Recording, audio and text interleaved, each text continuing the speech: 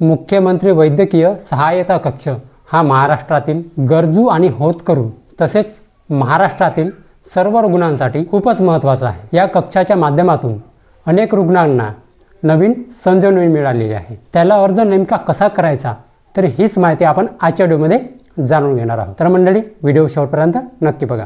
तर नमस्कार मंडळी, मी प्रवीण शंभरकर, तुम्ही पाहता खेड्यातील मुलगा।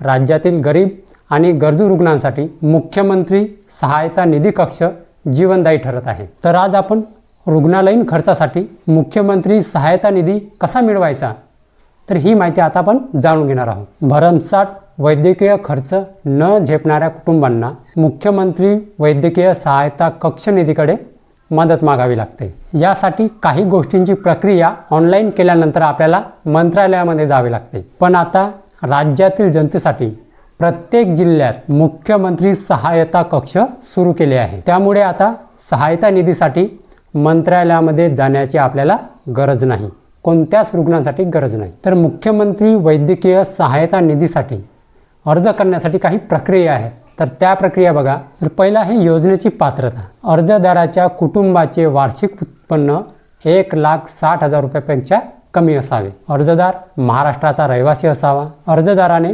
महात्मा ज्योतिबा फुले जन आरोग्य योजना, आयुष्यमान भारत किंवा इतर कोणत्याही योजनेचा लाभ घेतलेला नसावा। रुग्णालयामध्ये उपचार सुरू असलेल्या रुग्णांनाच या योजनेचा लाभ मिळतो। डिस्चार्ज झाल्यानंतर त्या प्रकरणांना अर्थसहाय्य दिले जात नाही, एवढं लक्षात ठेवा। तुम्ही ज्या रुग्णालयामध्ये उपचार घेत आहात त्या रुग्णालयाची नोंद मुख्यमंत्री सहायता निधी कार्यालयाच्या संगणक प्रणालीवर असल्याची खात्री करून घ्यावी। तर ही झाली या योजनेची पात्रता।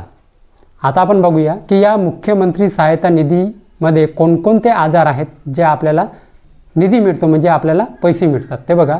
ते आजार बघा: हृदय शस्त्रक्रिया आणि हृदयरोग, किडनी आणि यकृत प्रत्यारोपण, फुफ्फुस प्रत्यारोपण, बोन मॅरो प्रत्यारोपण, कर्करोग, केमोथेरपी, रेडिएशन, अपघात शस्त्रक्रिया, मेंदूचे आजार, डायलिसिस, लहान बालकांची शस्त्रक्रिया, कॉक्लिअर इम्प्लांट सर्जरी, वय वर्ष 2 ते 6, हिप रिप्लेसमेंट, गुडघ्याचे आजार, बर्न रुग्ण, विद्युत अपघात रुग्ण आणि नवजात शिशूंचे आजार, एवढे आजार या मुख्यमंत्री सहायता निधी याच्यामध्ये समावेश आहे। आपल्याला डॉक्युमेंट्स कोणकोणते लागणार ते बघा। आता मुख्यमंत्री सहायता निधीचा अर्ज, आता तो अर्ज कुठे मिळणार तर ते जे लिंक आहे मी डिस्क्रिप्शन बॉक्समध्ये दिले आहे, तिथे जाऊन तुम्ही अर्ज डाउनलोड करून घेऊ शकता। दुसरा आहे वैद्यकीय खर्चाचे अंदाजपत्रक म्हणजे प्रमाणपत्र, डॉक्टरांच्या सही व शिक्क्यासह मूळ प्रत। जर तुम्ही खाजगी रुग्णालयामध्ये भरती असल्यास ते सिव्हिल जे प्रमाणपत्र आहे ते सिव्हिल सर्जनकडून प्रमाणित करणे आवश्यक आहे। पुढचा आहे उत्पन्नाचा दाखला। तहसीलदाराचा वार्षिक उत्पन्न 1,60,000 रुपयापेक्षा कमी असावं, एवढं लक्षात ठेवा।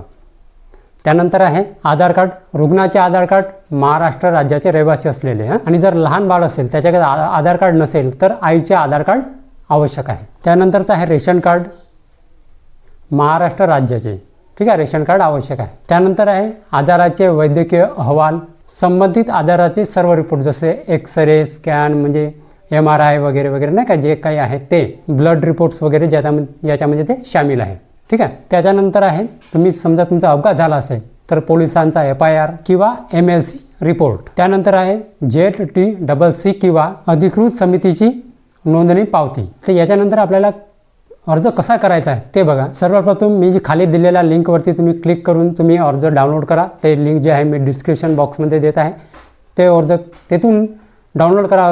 अर्जामध्ये विचारलेली माहिती सर्व माहिती स्पष्टपणे भरा आणि जेवढे पण त्या अर्जामध्ये डॉक्युमेंट सांगितले आहेत तेवढे तुम्हाला तेथे जोडावे लागणार आहेत, आवश्यक आहे ते। त्याच्यानंतर स्वसाक्षांकित सेल्फ अटेस्टेड प्रत त्याच्यामध्ये असावी, तेथेच राहते सेल्फ, त्याच्यामध्ये तुमची सही लागेल फक्त। तुम्ही तुमचा पूर्ण भरलेला अर्ज आणि सर्व कागदपत्रांच्या स्कॅन केलेल्या प्रती तुम्हाला ईमेल ID वर पाठवायच्या आहेत। ती ईमेल ID दिसत आहे तुम्हाला स्क्रीनवरती आणि ते डिस्क्रिप्शन बॉक्समध्ये पण आहे, ठीक आहे। त्या ईमेलवरती सगळं हे पाठवायचं आहे आणि तुमचा जो अर्ज आहे तुम्ही कोणत्याही ठिकाणी जमा करू शकता। ते ठिकाण बघा, मला एक पत्ता सांगतो, तो बघा पत्ता तुम्हाला स्क्रीनवर दिसत असेल।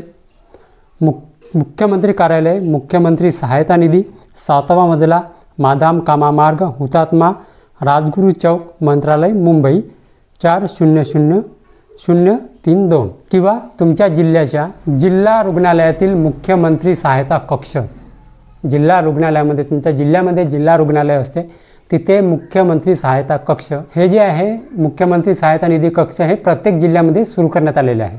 तिथे तुम्ही हा अर्ज जमा करू शकता. अर्ज भरल्यानंतर त्या अर्जाचं स्टेटस कसं तपासायचं म्हणजे अर्जाची स्थिती कशी तपासायची ते बघा. तुम्हाला एक लिंक देत आहे डिस्क्रिप्शन बॉक्समध्ये. अर्जाची स्टेटस म्हणजे ॲप्लिकेशन स्टेटस असं राहील. त्या लिंकवरती क्लिक केल्यानंतर तुम्हाला तिथे तुमचं स्टेटस तपासता येणार आहे. किंवा अधिक माहितीसाठी तुम्हाला नंबर दिसत असेल स्क्रीनवरती, त्या नंबरवरती तुम्ही कॉल पण करून तुम्ही अधिक माहिती मिळवू शकता. ते नंबर तुम्हाला स्क्रीनवर दिसत असेल, स्क्रीनशॉट काढून ठेवा किंवा ते नंबर मी डिस्क्रिप्शन बॉक्समध्ये पण देत आहे. ठीक आहे. या नंबरवर कॉल करून तुम्ही अधिक माहिती मिळवू शकता तुमच्या अर्जाच्या स्थितीबद्दल, स्टेटसबद्दल. ठीक आहे. किंवा इतर माहिती पण तुम्ही मिळवू शकता त्या नंबरवर कॉल करून. तर या मुख्यमंत्री सहायता निधी कक्षामध्ये काही महत्त्वाचे मुद्दे पण आहेत ते बघा. या मुख्यमंत्री सहायता निधीमधून साधारणपणे 25,000 रुपये ते 2 लाख रुपयापर्यंतची आर्थिक मदत दिली जाते, जी आजारानुसार मर्यादित असते. तुम्ही आता जो अर्ज आहे तुमचा तो मंत्रालयामध्ये न जाता तुम्ही तुमच्या जिल्ह्यामध्ये मुख्यमंत्री सहायता निधी कक्षामध्ये जमा करू शकता. त्यानंतर आहे कोणत्याही प्रकारची खोटी माहिती किंवा चुकीची माहिती दिल्यास अर्ज नाकारला जाऊ शकतो आणि तुमच्यावरती कायदेशीर कारवाईसुद्धा होऊ शकते. तर ठीक आहे, समजलं कशा प्रकारे आपल्याला अर्ज करायचा आहे, अर्ज कुठे मिळेल, स्टेटस कसं तपासायचं, अर्ज कुठे जमा करायचा आहे, ते मला सगळं मी सांगितलेलं आहे. ठीक आहे. तर तुमच्या हा जो व्हिडिओ शेअर करा, तुमच्या रिश्तेदारांना शेअर करा ज्यांना आजार आहे. मी जे आजार सांगितले आहे त्या याच्यामध्ये, किंवा तुम्ही अधिक माहितीसाठी तुम्ही जे नंबर दिलेले आहेत मी डिस्क्रिप्शन बॉक्समध्ये, तिथे कॉल करून पण तुम्ही अधिक माहिती घेऊ शकता कोणकोणत्या आजारावरती हे आहे बाबू. ठीक आहे. तर हा व्हिडिओ शेअर करा, तुमच्या रिश्तेदारापर्यंत पोहोचवा, तुमच्या ग्रुपमध्ये टाका, कारण हा महत्त्वाचा व्हिडिओ आहे आजचा. ठीक आहे. शेअर करा, लाईक करा. तर ठीक आहे मंडळी, हीच होती आजची माहिती. तर मंडळी, माहिती जर समजली असेल आणि जर व्हिडिओ आवडला असेल तर व्हिडिओला एक लाईक करून माझ्या चॅनलला सबस्क्राईब करायला विसरू नका. तर चला मंडळी, अशीच नवीन माहिती आणि योजनाबद्दल माहिती घेऊन भेटूया आपण उद्याला. जय हिंद, जय भारत.